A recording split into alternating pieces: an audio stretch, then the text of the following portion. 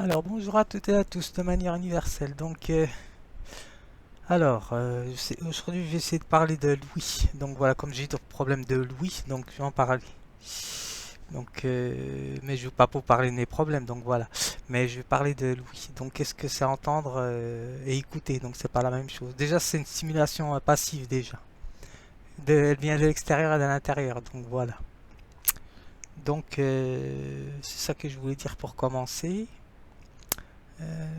Sur Louis, il y a tellement de choses à dire sur lui. Donc voilà, c'est une perception, c'est une sensation, on va dire, qui regroupe toutes les perceptions.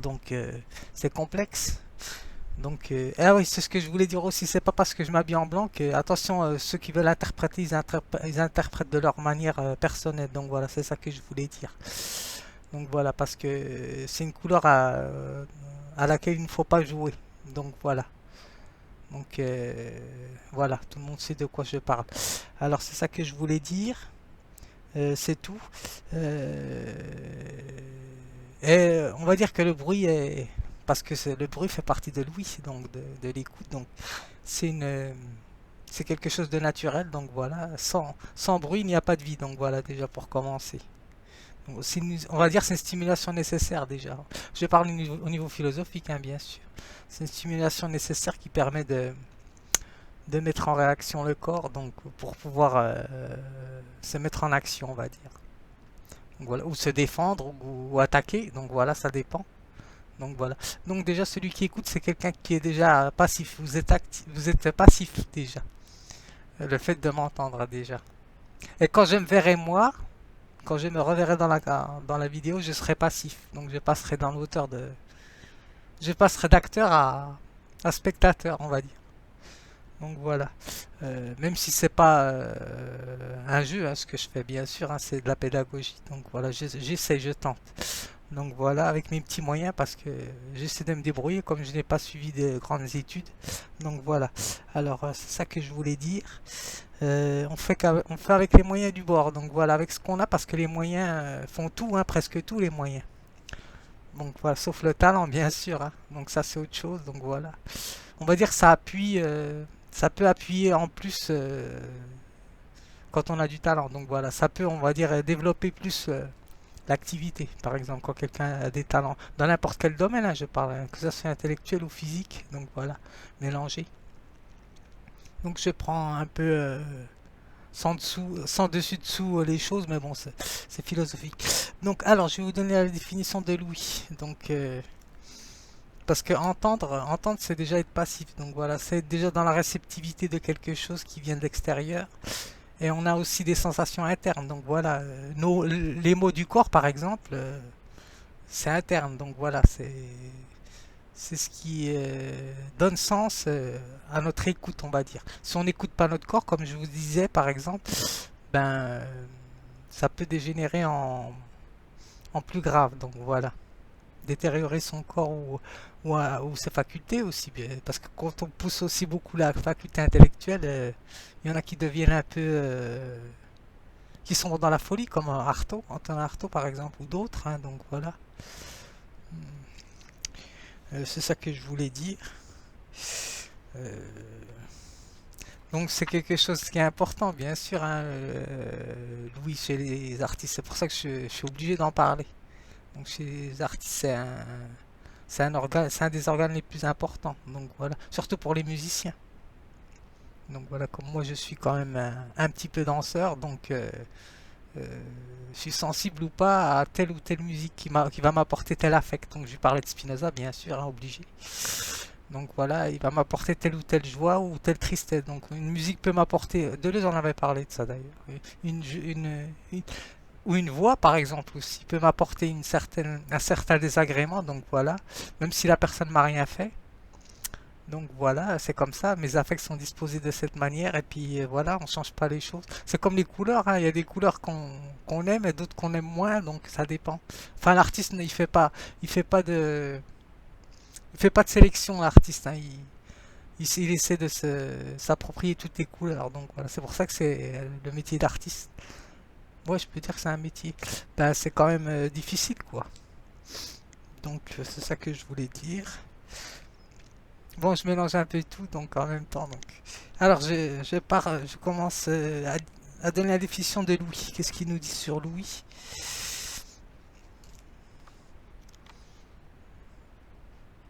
Donc, bien sûr, c'est important pour les enfants, hein, bien sûr. Ça, les parents, ils s'en doutent, hein. Tout passe par le sens, là. Donc, l'enfant apprend déjà à entendre avant d'écouter. Donc, parce que les parents, en général, je n'ai rien contre les parents, hein, bien sûr.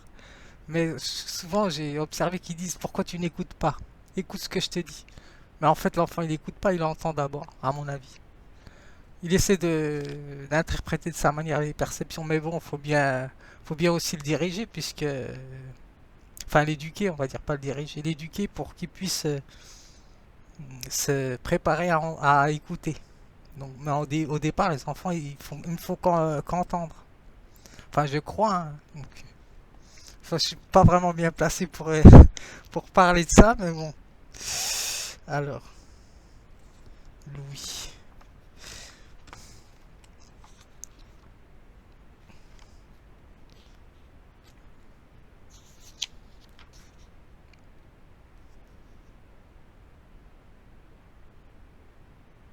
Louis. Alors, là, il y a le oui-dire, bien sûr, c'est les- on va dire comment on appelle ça le oui-dire. Euh, c'est des paroles qu'on a entendues qui sont vraies ou pas vraies, donc voilà. Donc c'est ce qu'on appelle, comment ils appellent ça? Je ne sais plus. Les oui-dire, mais il y a un autre mot qui dit ça. Alors excusez-moi, je vais me moucher 2 minutes.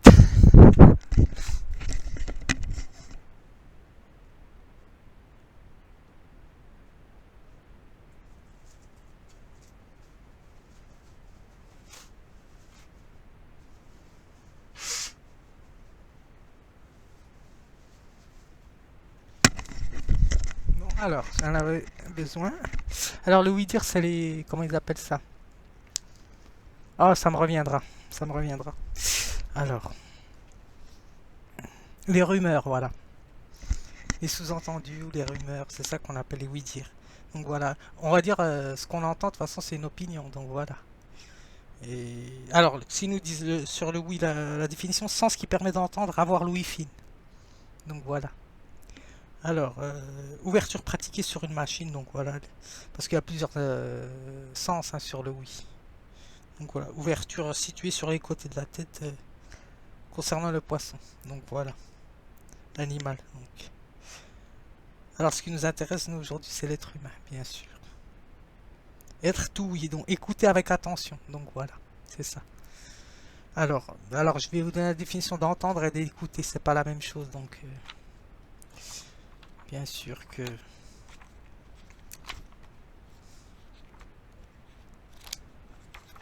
Alors, alors l'écoute, c'est une action quand même d'écouter à l'insu des interlocuteurs, ils nous disent.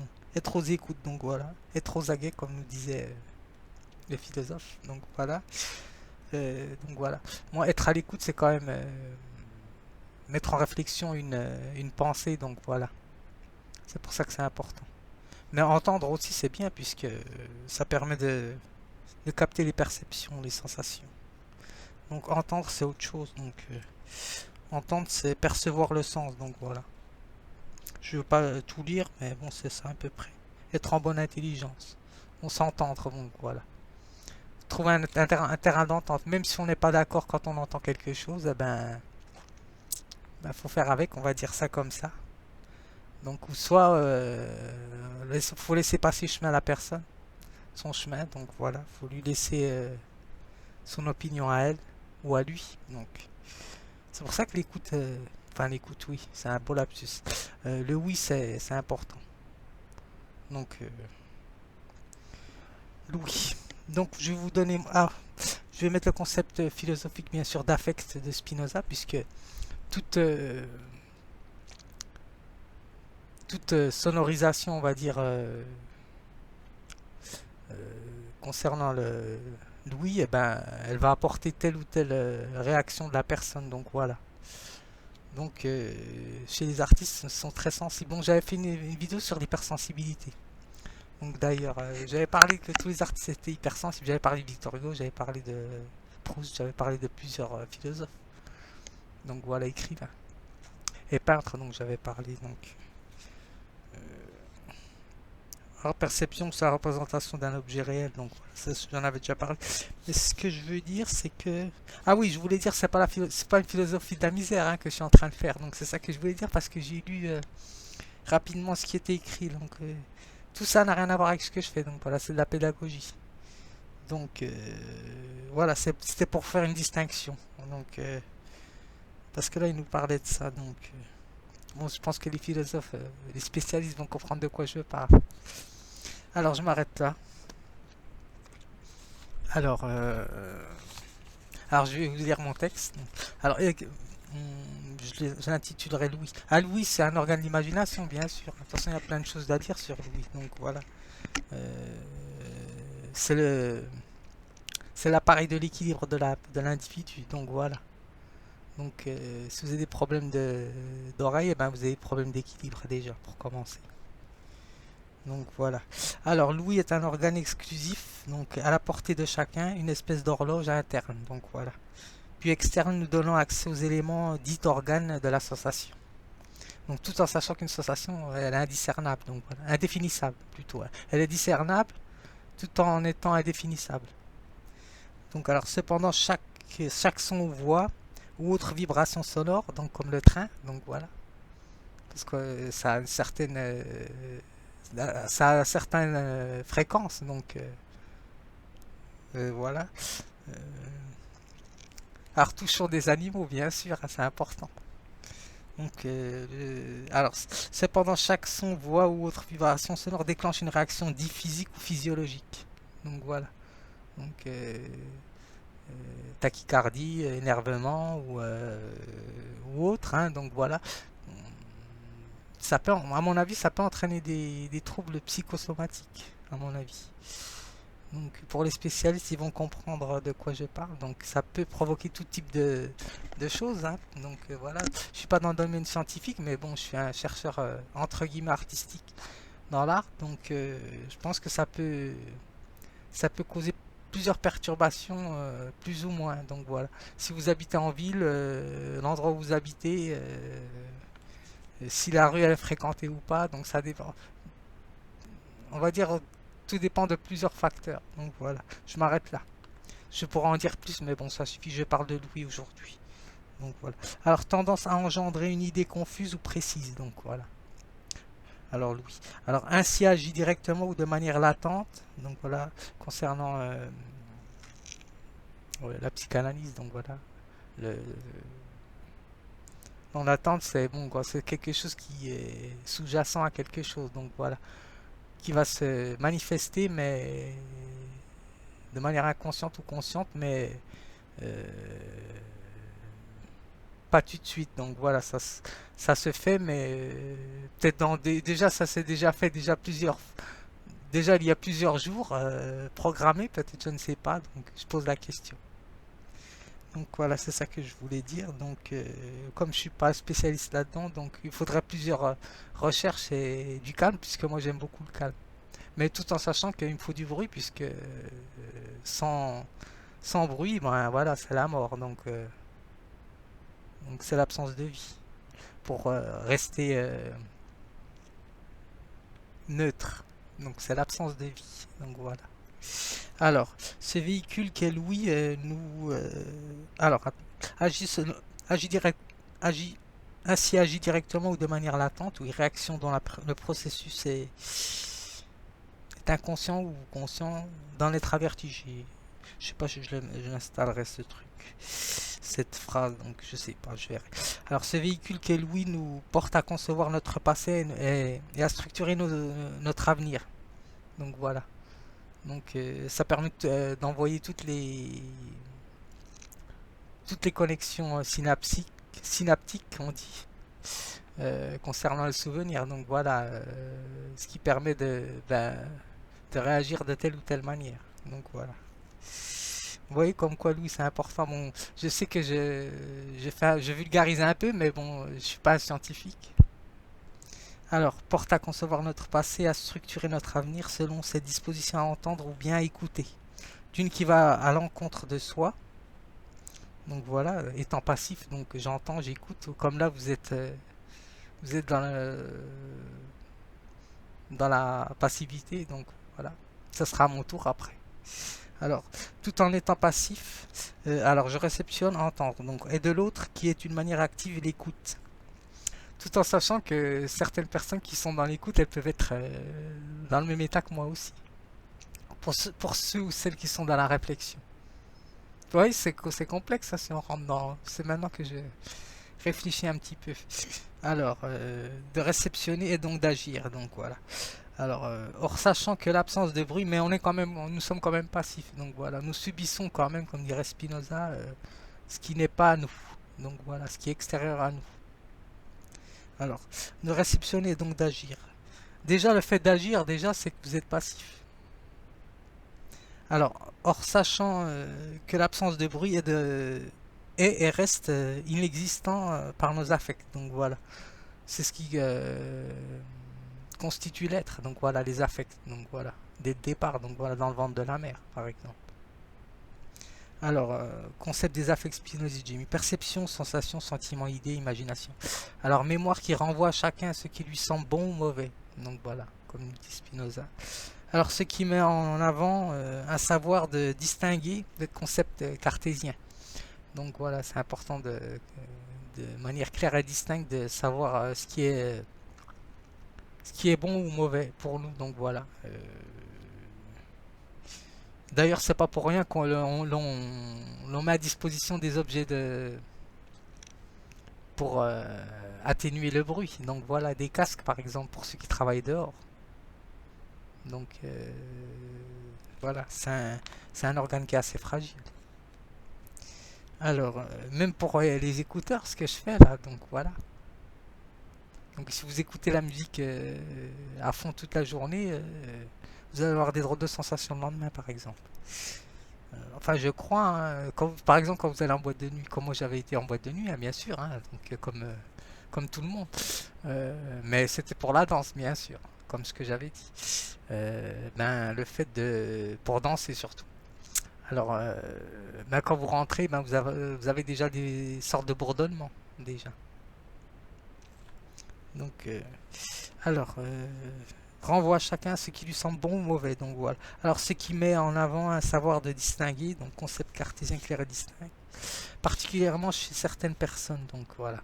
Cette acuité sera accentuée ou mise en relation avec sa vision via, j'ai mis perception dans l'environnement. Je voulais dire sa vision du monde. Donc voilà. Pour ceux qui sont philosophes. Donc, dans lequel il évolue où elle évolue. Donc voilà. Chez les artistes, alors là je parle des artistes aussi, bien sûr c'est important. Chez les artistes, l'ouïe est un organe dont l'usage est connecté à la sensibilité, avec une analyse menant à la réflexion. Donc voilà. Ça je l'ai repris sur le dictionnaire de la philosophie, ça je l'ai recopié. Ça, avec une analyse menant à une réflexion, à la réflexion. Donc voilà. Quel que soit le domaine auquel il implique, et d'y consacrer sa manière de projeter sa propre expression artistique. Donc voilà. Par exemple, ceux qui font du bruit par la musicalité concernant leur voix, ben, donc voilà, c'est des personnes qui savent écouter, par exemple, le bruit de la nature. S'ils savent imiter le bruit des animaux, par exemple. Donc j'avais déjà vu des émissions sur ça, sur les artistes là. Alors, alors par exemple pour créer, alors j'ai donné quelques exemples pour terminer, mais ça je les garderai pour moi. Alors par exemple pour créer une mélodie, l'artiste, parce que je ne suis pas sûr de ce que je dis là-dessus, parce que je ne suis pas musicien. Alors par exemple pour créer une mélodie, l'artiste musicien usera des différentes collections pour créer une association entre chaque bruit entendu, ce qui le mènera à mettre en avant les intonations, les fréquences, les rythmes, ainsi pour former l'harmonie avec le tout. Donc voilà. Je pense que c'est ça, je crois, le travail de l'artiste musicien. Alors pour l'artiste peintre, ça me concerne un petit peu. Alors il associera certaines couleurs à certains sons, certaines voix, expressions, des traits qu'il utilise dans son style à peindre, hein, donc voilà. Euh, oui, on va dire que chaque peinture peut être interprétée selon une musique, enfin, par exemple aussi, ça peut être ça aussi, ou plusieurs musiques, donc voilà. Alors pour l'artiste, ou les couleurs, hein, bien sûr, hein, une couleur peut refléter un son, une voix, c'est très complexe, hein, si on rentre dans l'art exactement. Donc, alors pour l'artiste danseur, c'est un petit peu moi aussi là-dessus. Lui devra composer ses gestes à travers l'écoute, donc voilà. Apportant une touche avec l'expression de son corps, voire sa sensibilité. Ça, c'est un peu plus personnel. Je ne dis pas que c'est pas personnel pour les musiciens, mais non, c'est pareil aussi. C'est un peu la même chose que le musicien, le danseur, hein. Il prête attention au son, puisque c'est son corps qu'il essaye de mettre en mouvement pour exprimer l'expression de la musique euh, selon sa sensibilité, on va dire. Donc voilà, c'est ça que je voulais dire. Je m'arrête là parce que ça fait beaucoup.